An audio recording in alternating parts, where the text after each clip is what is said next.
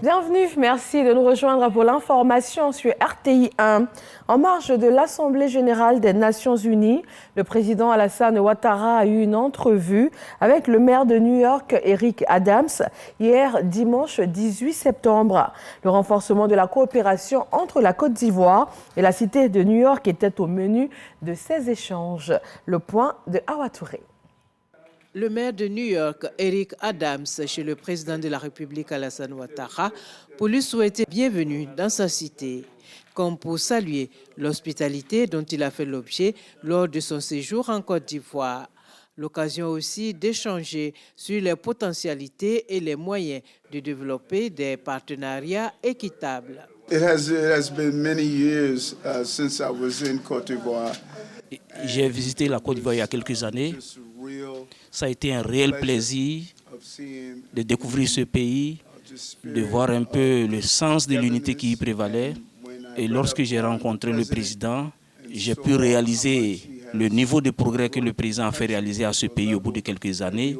Et j'estime que dans le contexte actuel où nous sommes confrontés à de nombreux défis, cela fait sens que nous renforcions nos relations, que nous puissions échanger nos expériences, que nous apprenions les uns des autres, que nous développions l'amitié entre notre pays, la Côte d'Ivoire et la cité de New York.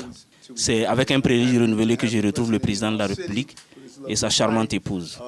Officiellement investi le 1er janvier 2022, Eric Adams est le deuxième maire afro-américain de New York, après David Dinkins, élu en 1989. À Abidjan, la capitale économique ivoirienne, le Forum des inspecteurs généraux d'État d'Afrique a ouvert ses portes aujourd'hui lundi. La cérémonie de lancement des travaux de la réunion extraordinaire du comité directeur s'est tenue en présence du vice-président de la République.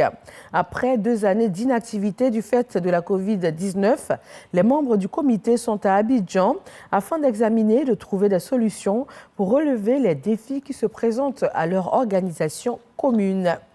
Les épreuves écrites du concours de professeurs d'art plastique et de musique des collèges et lycées de Côte d'Ivoire ont démarré ce lundi à l'INSAC, l'Institut national des arts.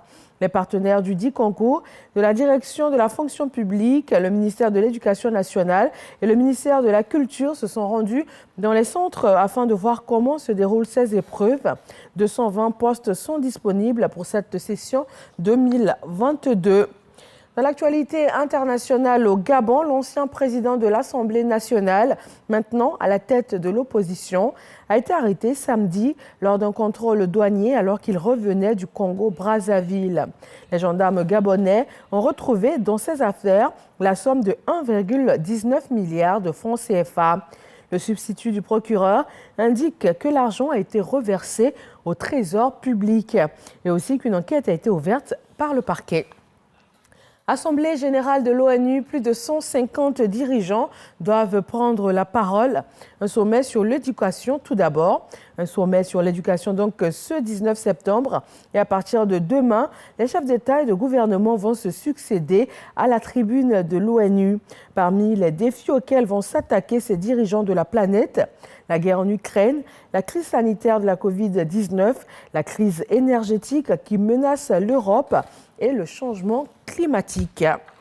Et puis cette actualité qui focalise l'attention du monde entier, les obsèques de la reine Elisabeth II, les funérailles d'État qui démarrent après 10 jours de deuil national. Elle est inhumée ce 19 septembre, déclarée jour férié par le roi Charles III. Une journée à laquelle assistent de nombreux chefs d'État, des centaines de milliers de Britanniques et qui est retransmise par de nombreuses télévisions à travers le monde entier.